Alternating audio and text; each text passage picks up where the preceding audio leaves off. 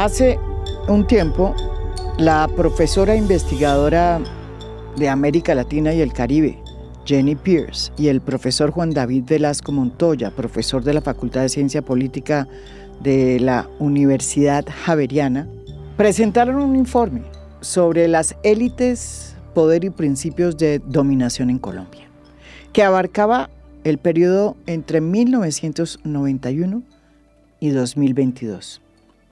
En ese estudio se define a la élite como un grupo de individuos, familias o redes que tienen la capacidad de dictaminar, reproducir, disputar y transformar los principios de dominación en una sociedad. Estos investigadores recogen en gran parte el concepto de Pierre Bourdieu, el sociólogo francés, que dice que el poder es una dimensión que está en todos los espacios de la vida social y que no solamente tiene una expresión material, sino simbólica.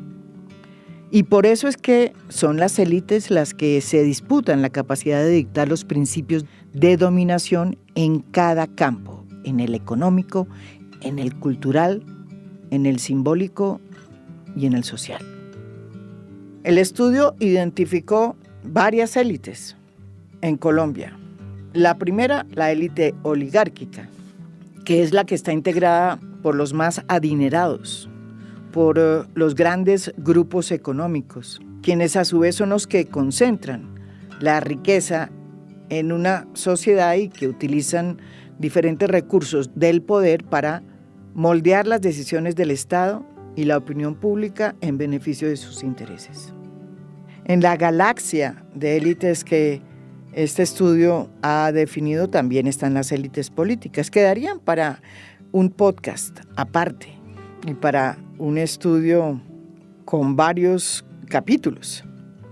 También están las élites judiciales, tan de moda hoy, luego de la elección de la nueva fiscal general de la Nación por parte de la Corte Suprema de Justicia. Unas élites que representan una clase media de las regiones. Y también está la élite tecnócrata. La tecnocracia en Colombia desde sus orígenes estuvo compuesta por hombres blancos de clases medias y altas urbanas de Medellín y Bogotá.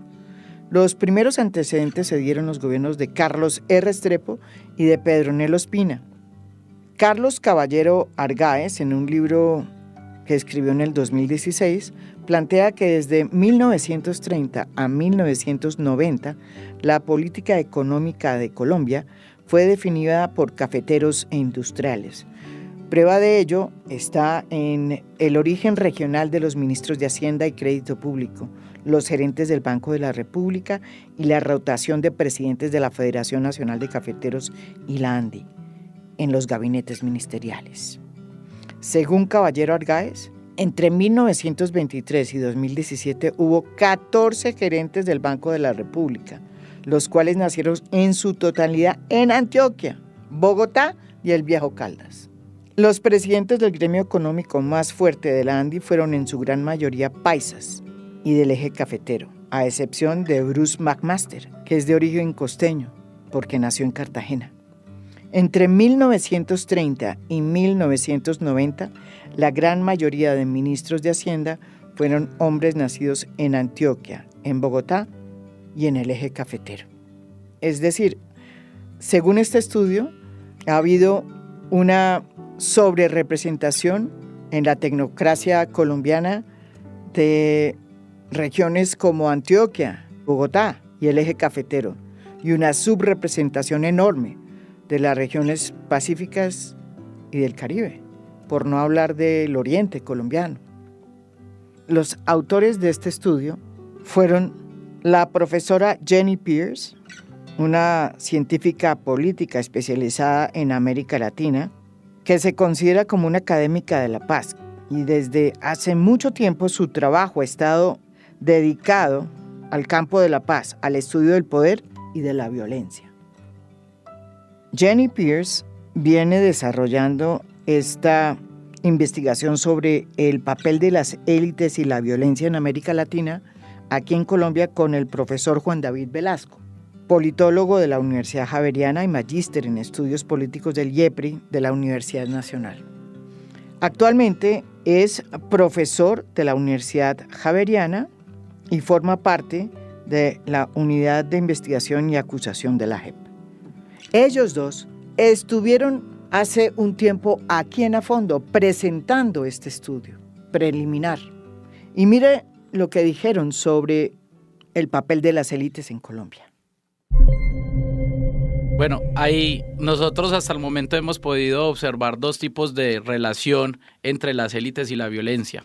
Por un lado es una relación directa, donde específicamente las élites financian grupos paramilitares o ejércitos privados y donde han sido beneficiarios de la guerra a través sobre todo de la acumulación desproporcionada de tierra. Entonces ahí hay un vínculo muy directo, sobre todo de algunas élites regionales que ya hemos podido ir identificando en todos los estudios que hemos hecho sobre las sentencias de justicia y paz y las sentencias de restitución de tierra. Pero también hay otra forma y es el apoyo que le han dado las élites a los 16 intentos de negociaciones de paz que hemos tenido desde Belisario Betancur. Entonces en Colombia es impresionante porque cada que hay una negociación de paz parece que eso fuera un terremoto que termina de profundizar las divisiones entre las élites. Ahorita que nos acercamos a un nuevo concepto de paz total, pues ya es posible que volvamos a ver esos reacomodamientos y fraccionamientos de las élites. Hoy los volvemos a tener aquí en A Fondo porque preparan un nuevo libro, una nueva radiografía sobre las élites en Colombia y especialmente sobre una de ellas, la élite tecnócrata. El tema es aún más relevante hoy porque estamos a puertas de ver si el propio Gustavo Petro, que es el primer presidente de izquierda que llega al país, logra constituir una nueva élite, más allá de que logre poner, como lo está haciendo, sus fichas en el poder.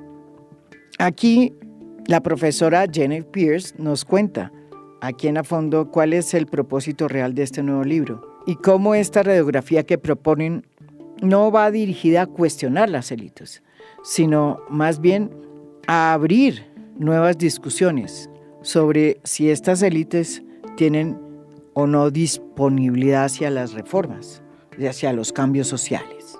Bueno, es un objetivo muy clave, ¿no?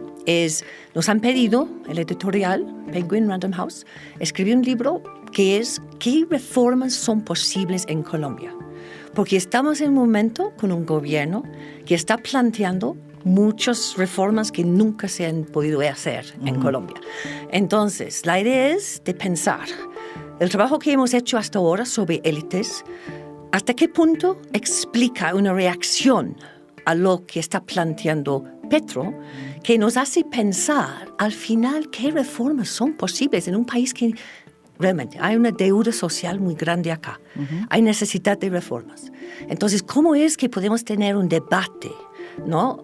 Serio en el país sobre lo que piensan las élites y lo que piensan los que están tratando de reformar en una forma más fundamental? No es tan radical, pero reformas más transformativas, digamos, ¿no? No es para atacar a élites. Realmente queremos un debate serio, porque nuestro trabajo evidenciado del banco de datos muestra que hay élites en este país, ¿no? Hay muy poca gente, creo que es 1.280 personas que entre 91 y 2021 que han realmente manejado la dirección del país. Entonces, queremos una discusión sobre qué implica eso para un país con tantos problemas, que siguen estos problemas, y para la posibilidad de reformas más profundas y más incluyentes al país. Juan David Velasco también insiste en que el hecho de que se estudien las élites y se ponga una radiografía sobre ellas no puede ser entendido como una crítica o un reproche contra las élites, porque lo que se quiere es mostrar cuál es realmente el entendimiento que tienen de los problemas del país los grupos que ejercen un poder sobre la sociedad. las élites tienen una responsabilidad porque han tenido un papel preponderante en la definición de los destinos de la sociedad. Y en ese papel, pues lo que nosotros queremos es invitarlos a un debate nacional donde podamos problematizar y ver cuál es el aporte y cuál ha sido el entendimiento de ellos como élite sobre el país y sobre las realidades de pobreza, de exclusión y sobre todo de imposibilidad de cierre definitivo del conflicto armado en Colombia. Entonces, más que hacer un reproche o enfilar contra las élites, lo que queremos es mostrar si su entendimiento sobre los problemas del país son suficientes para resolver los grandes problemas de inequidad y de violencia que han caracterizado a Colombia por lo menos en las últimas 6 décadas. Profesor Juan David Velasco nos cuenta aquí también en A Fondo los resultados de su investigación sobre las características que tiene la tecnocracia en Colombia. De hecho, la tecnocracia, entendido como una élite de conocimiento, la definimos porque encontramos que era una red conformada por 61 personas con las siguientes características. Aclaro que esas 61 personas salieron de una base de datos que construimos y donde definimos que la tecnocracia se había instalado en cargos como los directores del Departamento Nacional de Planeación, gerente general y integrantes de la Junta Directiva del Banco de la República, el presidente de Ecopetrol y el Ministerio de Hacienda, el ministro de Hacienda. Digamos que esos han sido los nichos por excelencia donde se han instalado los tecnócratas y de eso, digamos, hay un consenso académico. Cuando miramos esos cargos de 1991 al 2023, encontramos entonces que la tecnocracia en Colombia, como esa élite del conocimiento, se conformó por 61 personas. ¿Cuáles son las características de esas 61 personas? Primera, que el 86% son hombres blancos, es decir, acá hay una participación minoritaria de mujeres. Entonces acá vemos, digamos, un patriarcado, una masculinización bastante notoria del poder en el manejo de la política económica del Estado colombiano. El 78% son economistas uniandinos. Entonces digamos que acá hay un bingo uniandino. El 77% nacieron en Bogotá. Y esto lo quiero conectar con lo que hablábamos de el desconocimiento sobre las realidades regionales. Entonces acá, imagínate que el 77% nacen acá en Bogotá. El 93% hizo estudios de posgrados en el extranjero y las universidades predominantes están en Estados Unidos e Inglaterra. Bueno, lo que el perfil de los tecnócratas en nuestro banco de datos muestra es que son gente muy especial, muy específico, ¿no? La mayoría, gran mayoría son hombres, ¿no? La gran mayoría son hombres blancos, ¿no? Y la gran mayoría están educados afuera, a alto nivel, en universidades afuera, con doctorados, con un gran... Realmente hay que respetar que son gente con una gran capacidad académica y intelectual. Esto no hay duda, ¿no? Y leímos todos sus libros, Juan David y yo, ¿no? Acabó de comprar o de Bruce McMaster, ¿no? Sobre la economía global, sí. Y entonces estamos escuchándoles, estamos tratando y también hemos hecho entrevistas con ellos y conversaciones, ¿no? Pero nuestra preocupación es lo siguiente, es que sí o no, estas élites tienen tanta, voy a usar la palabra obsesión, con las ortodoxías de afuera, ¿no? Con todas estas, en mi universidad, pero también en otras universidades de los Estados Unidos, que están mirando mucho más a estas ortodoxías que vienen de afuera que a su propio país. ¿Hasta qué punto están mirando su propio país? ¿Hasta qué punto sus ideas sobre la economía vienen de conocer el Amazonas, a Chocó, a todos esos lugares? Este es el gran reto. Usted, que es profesora de la London School of Economics, profesora Pierce, ¿cuántos alumnos que han sido presidentes de Colombia ha tenido la London School of Economics, por ejemplo? Bueno, yo no personalmente, pero el presidente Santos fue un alumno nuestro y ya. En la London School of Economics. Sí, así es. Y además Alfonso López Pomerejo. En Sí. nuestro estudio me sorprendió cuando descubrí que él había sido también alumno nuestro, ¿no? En un momento en que nuestra universidad tuvo una fundación muy progresista, ¿no? Fue fundado por los Webbs para enseñar la clase obrera inglesa. Entonces llegó él a Londres en cargo como 1903, 4, no tengo la fecha exacta, pero en un momento cuando había debates muy interesantes. Y justamente fue uno de los políticos acá que han generado más intentos de reforma.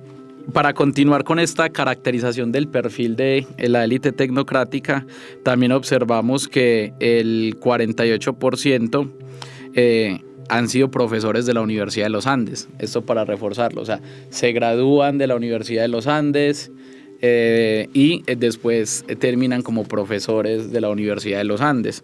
El 54% trabajó en organismos financieros internacionales como el Banco Mundial o el Banco Interamericano de Desarrollo. Y el 71% en algún pasaje de sus vidas trabajó en FEDesarrollo o en el sede de la Universidad de los Andes. Cuando uno habla de un tecnócrata, con frecuencia se describe a una persona apolítica, casi que neutral, que se guía solamente por la ciencia, por los datos, por las evidencias, y que no se deja enredar ni descarrilar por la política. Yo no creo que los tecnócratas sean tan aguados, ni tan tibios. Ellos han demostrado que tienen un pensamiento político. ¿Cuál es ese pensamiento político que los alienta? Pues por lo que uno ha juzgado, los tecnócratas han sido siempre afines a regímenes o a gobiernos de centro, centro derecha y de derecha. Ya. Pero sí tienen un fuerte inconformismo con gobiernos de izquierda. Entonces quisiera citar como 2 ejemplos para contrastarlo. El primero, pues, en el gobierno de Uribe, el primer Uribe gobernó con tecnócratas, con Roberto Junguito, con Juan Luis Londoño, con Alberto Carrasquilla, Alejandro Gaviria, que fue el que integró el primer plan de desarrollo hacia un Estado comunitario. Uh-huh. Entonces fueron afines a el gobierno de derecha de Álvaro Uribe. Pero si lo vemos en contraste, para no citar ahorita el caso de Petro, Juan miremos Manuel lo Santos. que pasó con Samper, que Samper tenía una línea de centro-izquierda y que efectivamente, pues, tecnócratas como Juan Carlos Echeverry o como Roberto Junguito, pues los han criticado porque hablan de que hubo una heterodoxia, que este fue el gobierno donde hubo una crisis económica fuerte, que no hubo control de la inflación, precisamente porque hubo otros tecnócratas como José Antonio Campo, como Guillermo Perry o como Cecilia López, que intentaron otro tipo de soluciones y que dieron un énfasis fuerte a la política social. Uh-huh. Entonces, ahí vemos el contraste y uno lo que diría es ¿por qué pensamos que la tecnocracia ha sido proclive a mantener el statu quo? Y es porque pues la historia ha mostrado que han sido afines a gobiernos de centro derecha o derecha como los de Santos y los de Uribe, pero han tenido unas críticas fuertes cuando pues hay gobiernos que le apuestan a la política social, a ejes redistributivos, como en el caso de Samper y ahorita con Petro. Aquí la profesora Jenny Pierce ha hablado de la necesidad de que estas élites tecnócratas comprendan la importancia del reformismo, porque Colombia sin duda es un país que necesita cambiar muchas cosas y por eso le parece a ella un dato complicado que sean los tecnócratas los que se conviertan en opositores de muchas de las reformas que quiere impulsar el presidente Gustavo Petro. Esto no significa que muchas de las críticas que se le hacen a estas reformas no sean válidas y no sean ciertas, pero también es evidente que descalificar a los reformistas como populistas también es una exageración. Según el profesor Velasco, las élites en Colombia son reformistas pero muy moderadas. Ese es uno de los hallazgos que han encontrado. Los tecnócratas son reformistas moderados. Digamos, tampoco se puede decir que ellos se opongan totalmente a cualquier reforma. Lo que pasa es que su mentalidad y su forma de entender la vida y la sociedad hace que se adhieran al gradualismo o al incrementalismo. Entonces ellos profesan que los pequeños cambios acumulados en el tiempo son lo mejor para la sociedad.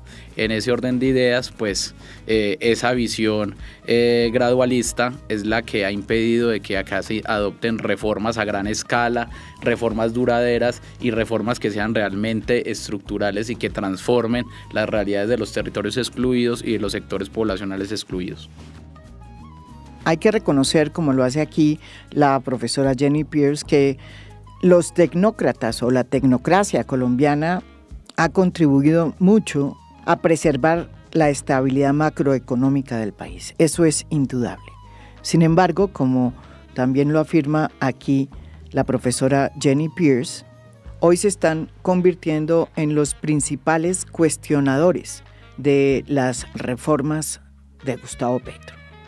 Yo creo que una cosa que hay que reconocer es que tienen un orgullo que hay que reconocer y respetar de preservar la macroestabilidad económica del país, ¿no? Entonces yo creo que este es parte de la ortodoxia, digamos, ¿no? De que realmente Colombia es respetado afuera, que no tiene lo que ha tenido muchos países de América Latina, estos problemas como Argentina de la gran inflación, y entonces se han jugado el papel para proteger la nación en un sentido, ¿no? Yo creo que se sienten la orgullosos de eso. Yo casi estaba diciendo, Juan David, casi héroes de la protección del país económicamente.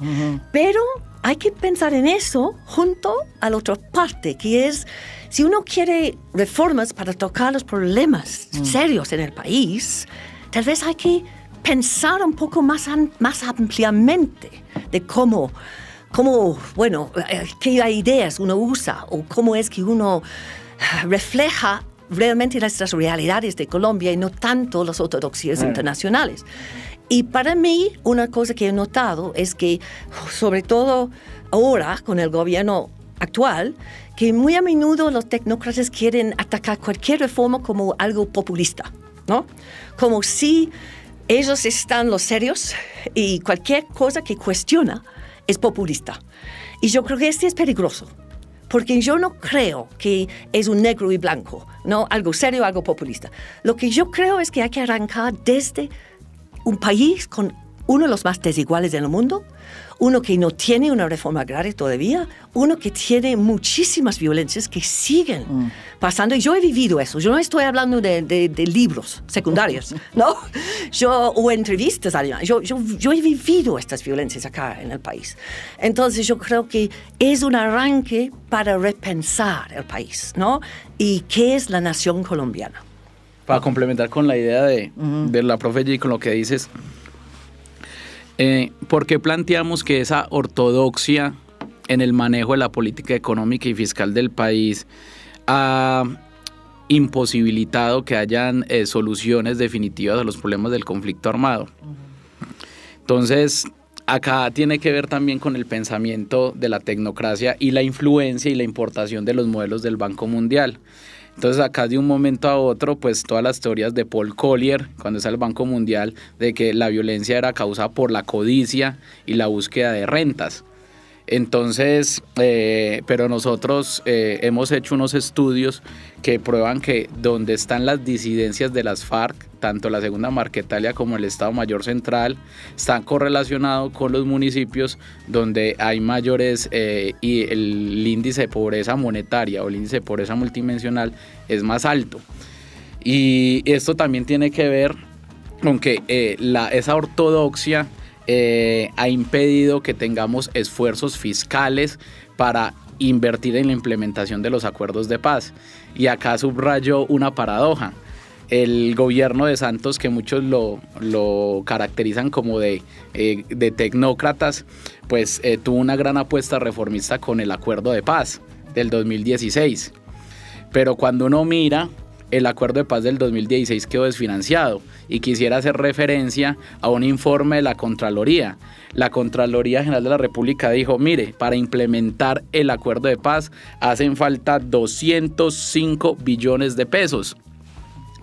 Y al día de hoy los gobiernos, el gobierno anterior y el mismo Santos, pues no llegaron ni al 20% de lo que se requería para implementar el acuerdo de paz.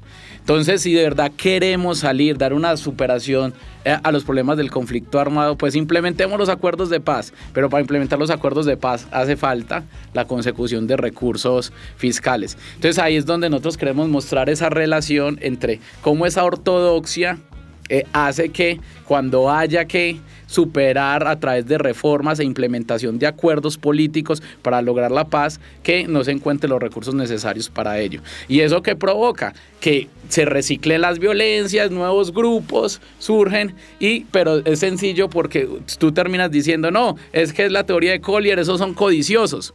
Ahora, yo no quiero decir que todos estos grupos no operen bajo la dinámica de las rentas criminales, solo que quiero decir que en las zonas donde estos grupos se han asentado e que inclusive donde carnetizan a la población, donde regulan las relaciones entre vecinos, donde imponen manuales de convivencia, en esos donde el Estado perdió control y donde hoy en día las autoridades de facto son las disidencias de las FARC, están correlacionados con los municipios más pobres en términos del índice de pobreza monetaria y el multidimensional. Y para complementar rapidito eso, solamente quería decir que el presidente Uribe logró un impuesto de guerra. Cuando empezó las negociaciones de la paz, tuvimos una reunión en el London School, en mi universidad, y yo me recuerdo que yo propuse, bueno, ¿por qué no hay posibilidad de un impuesto de paz? ¿No? Porque hay que invertir en la paz. Este es importantísimo, como acaba de hablar Juan David. Bueno, causó risa. Nadie pensó que la gente más rica o las élites iban a pagar un impuesto de paz, pero sí pagaron un impuesto de guerra. Otro de los hallazgos que tiene muy molestos a los tecnócratas que se han metido en política, que son muchos, es que ustedes dicen que, con excepción yo diría que de Juan Manuel Santos, cuando se lanzan a la política les va muy mal. Y es el caso de Mauricio Cárdenas, de Juan Carlos Echeverry, de Rudy Holmes, de Alejandro Gaviria, en fin. Eso lo que ha suscitado es una reacción profunda de varios tecnócratas. Incluso el propio Juan Carlos Echeverry ha dicho que la visión que ustedes hacen de la tecnocracia es una visión reduccionista, que borra el gran papel que ha tenido la tecnocracia en Colombia.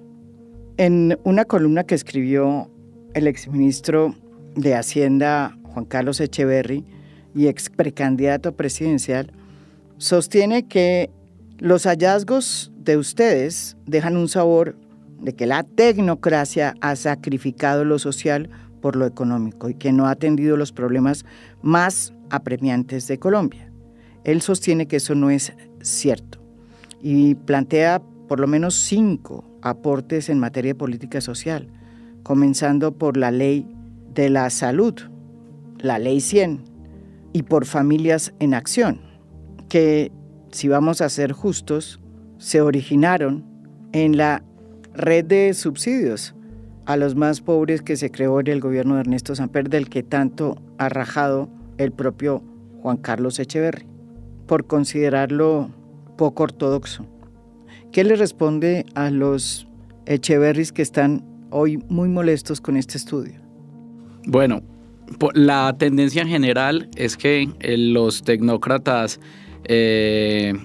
fracasan en las urnas. Y no solo es el caso de Juan Carlos Echeverry, Mauricio Cárdenas y Alejandro Gaviria, también Rudy Holmes, cuando se lanzó a la alcaldía de Bogotá, sacó un 2% del total de votación.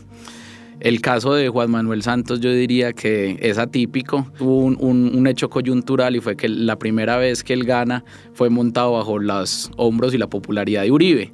Entonces prácticamente digamos que él no tenía esa conexión popular. Y ya para la segunda vuelta, pues el apoyo de la izquierda, el influjo del acuerdo de paz, pero también todos sabemos el tema de las maquinarias políticas, los Ñoño Elías, Musa Besaile, todos esos casos pues que ayudaron. Entonces esto lo quería conectar porque algo que define al tecnócrata colombiano es que para ellos cualquiera que se desvía de esa ortodoxia son tildados como populistas, pero paradójicamente ellos legitiman el clientelismo. Entonces, tecnócrata que se respete incurre en prácticas clientelistas. Entonces, voy a citar varios ejemplos históricos. Dicen que en el gobierno, hay un consenso que en el gobierno de Carlos Lleras Restrepo fue que ya se consolida la tecnocracia. ¿Y quién es el que se inventa los auxilios parlamentarios? Carlos Lleras Restrepo. Y si tú miras ahí, todos los tecnócratas, todos, absolutamente todos, como ministros de Hacienda, tienen que negociar con la élite política acuerdos y transacciones. Entonces ya no se dejan de llamar en el gobierno de Santos, que tú preguntabas, ya son los cupos indicativos. O en el otro gobierno bonos de agua, ¿cierto? Todo lo que queramos ver, pero ahí, entonces, un rasgo de los tecnócratas es que desprecian el populismo, pero se incurren y reproducen las prácticas clientelistas. Y entre ello, porque hay un trabajo maravilloso del profesor Jorge Giraldo, que muestra inclusive como desde Miguel Urrutia hasta los últimos tecnócratas, muestra cómo ellos ven el clientelismo como el mecanismo de redistribución y de acceso de los pobres al Estado. Entonces, lo que no se resuelve con esa ortodoxia y con la debilidad de la política social que tienen los tecnócratas, lo resuelven los políticos a través del clientelismo.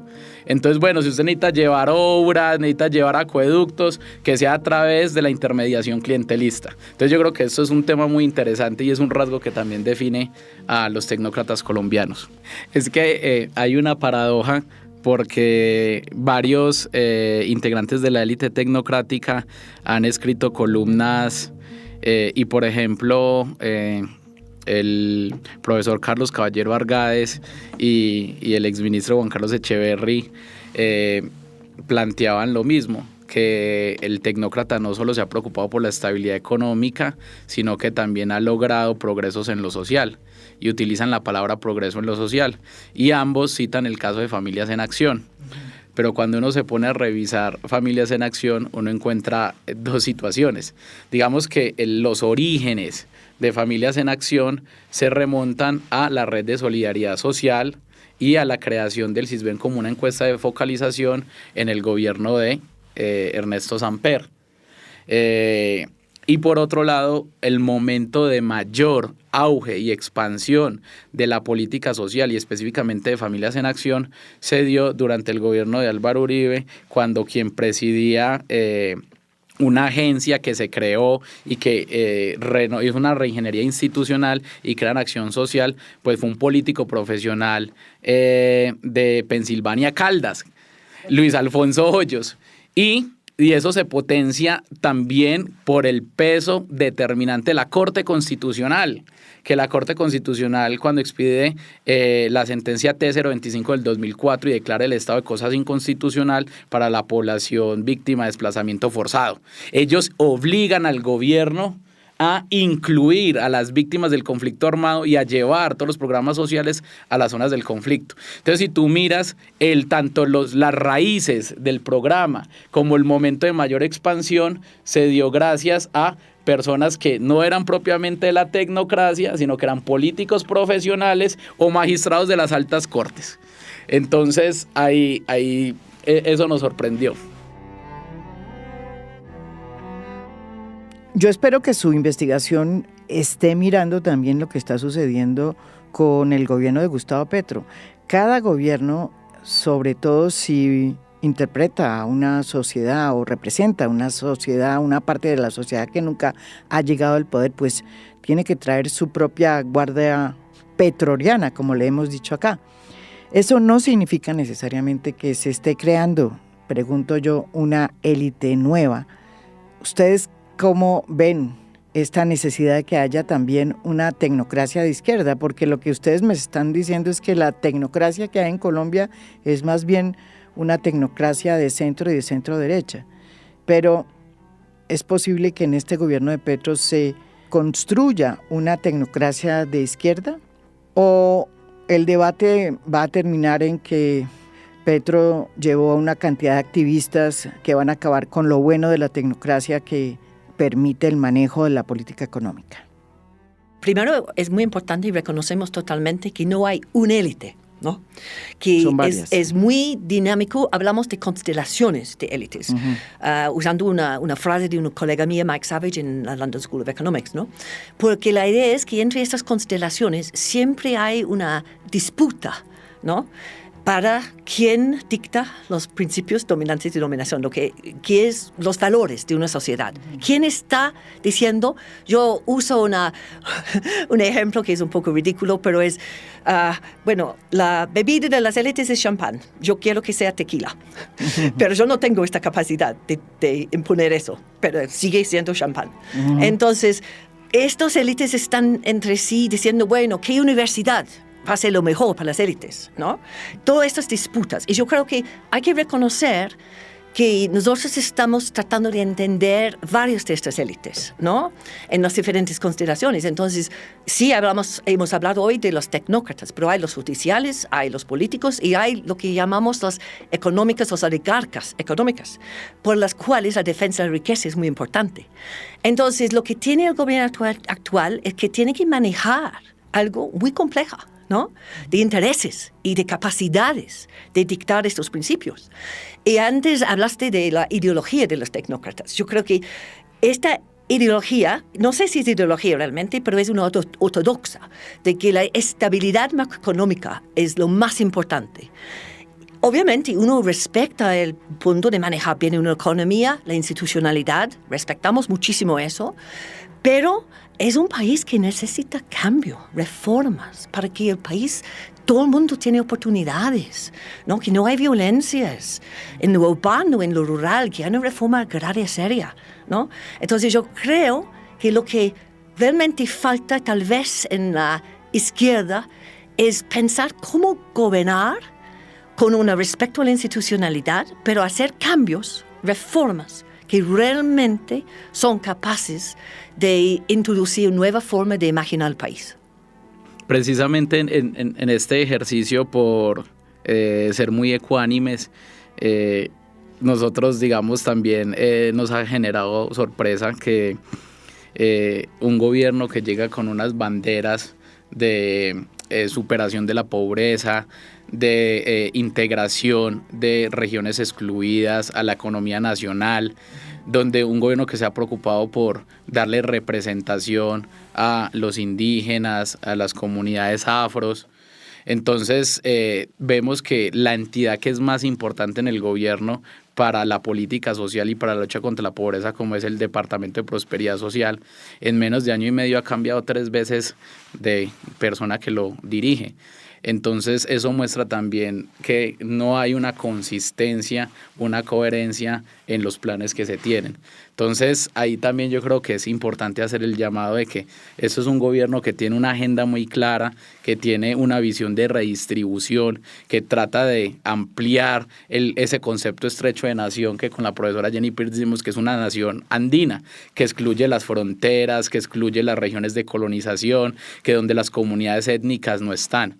Y en eso también, para unirlo con el tema de la tecnocracia, dentro del formato mental de la tecnocracia, cuando empezamos a revisar los artículos de Fedesarrollo, los libros que publican en sus journals, te puedo asegurar que menos del 5% citan el enfoque de género. Para ellos el enfoque de género y las perspectivas de interseccionalidad no existen.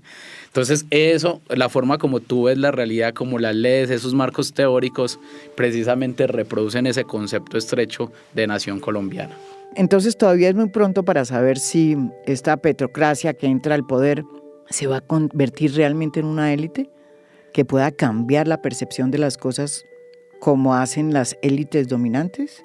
Falta todavía mi opinión, ¿no? Lo que además yo creo que hay que pensar que la discusión es demasiado polarizada en el sentido de que cualquier activista no necesariamente es alguien que quiere un caos económico, no creo, ¿no? Sí. ¿No? Mucha gente sabe que los pobres sufren de caos económica, ¿no? Entonces hay que refundar la conversación, en mi opinión, para que es más serio, ¿no?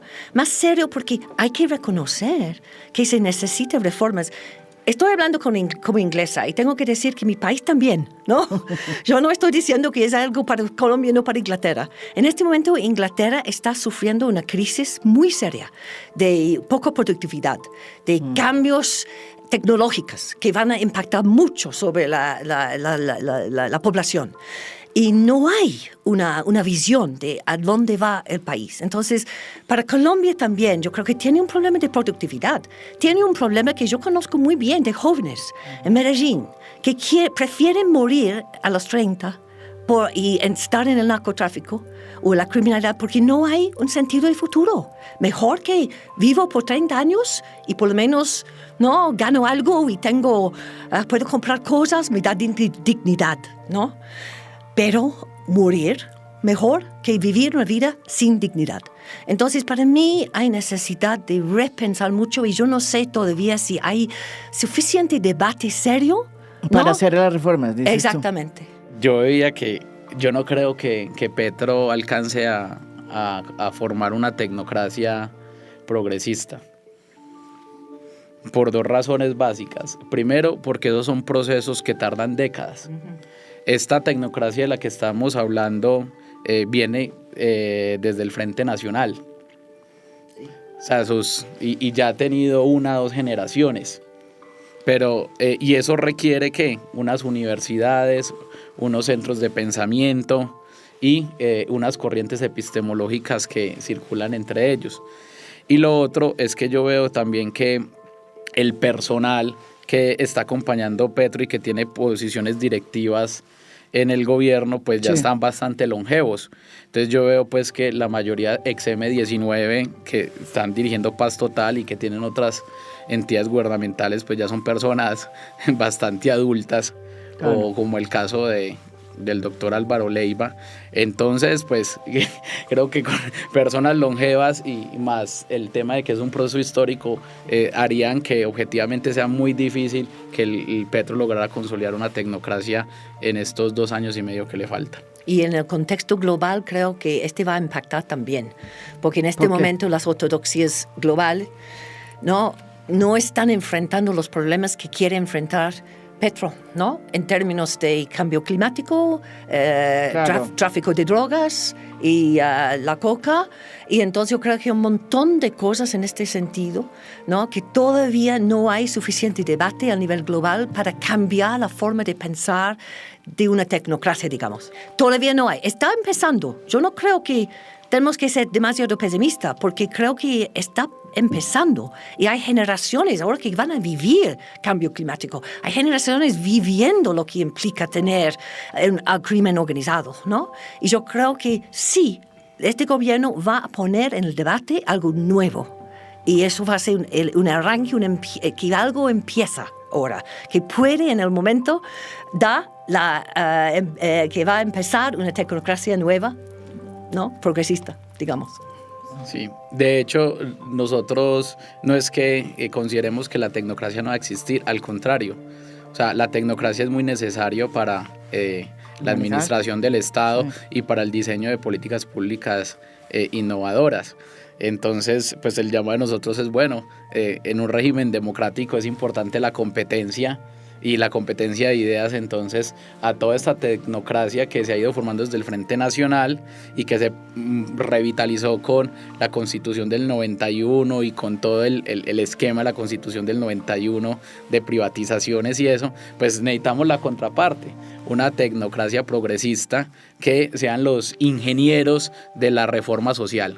Y que se abre la cabeza, y por eso lo que estamos haciendo es invitar a una conversación. No es para nada atacar o no respetar esta tecnocracia. Y finalmente, pues lo que es importante en este estudio es que dentro de la galaxia de élites que este estudio ha estudiado, se ha encontrado que la élite tecnócrata es una de las más funcionales a otra de las grandes élites y quizá la más poderosa, que es la élite oligárquica. Así lo explica Jenny Pierce, profesora de la London School of Economics. Bueno, es un punto muy importante, porque creo que justamente uno podría decir que el hecho de que los tecnócratas han dado una imagen de Colombia, de macroestabilidad económica, ¿no?, ha sido muy importante para las otras élites, ¿no? Han protegido una imagen global del país, ¿no? Pero al mismo tiempo, esto ha implicado que los intereses que se querían proteger, las otras élites, han sido muy protegidos y el cambio, la reforma ha sido mucho más difícil. Y cuando uno piensa en la élite económica, por ejemplo, ¿no?, que realmente la concentración de ingreso en Colombia sigue realmente algo impresionante, ¿no?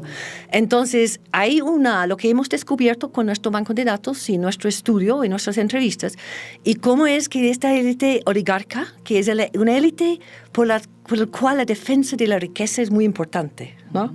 Y que tampoco quieren que impuestos o rupturas en la política económica le van a impedir a seguir, ¿no?, con sus intereses económicos. Esto se entiende. Pero yo creo que lo que ha implicado eso es que tenemos nuevas élites muy ricos. Ahora en Forbes hay 3 colombianos, creo, ¿no?, que son los millonarios de Forbes en la lista.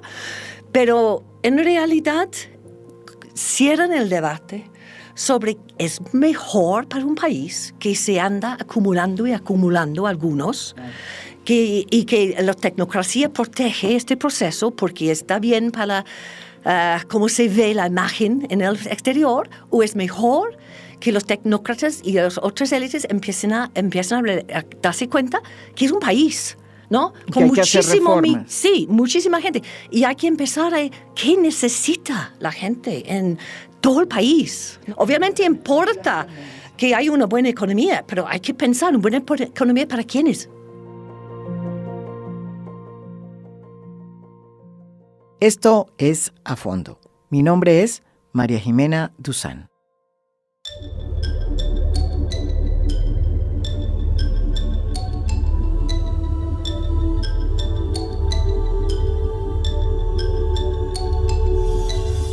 A Fondo es un podcast producido por Mafialand.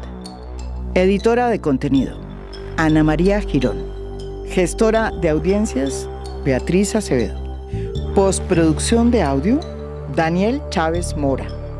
Música original del maestro Óscar Acevedo. Nos pueden escuchar también en mi canal de YouTube. Gracias por escuchar. Soy María Jimena Duzán.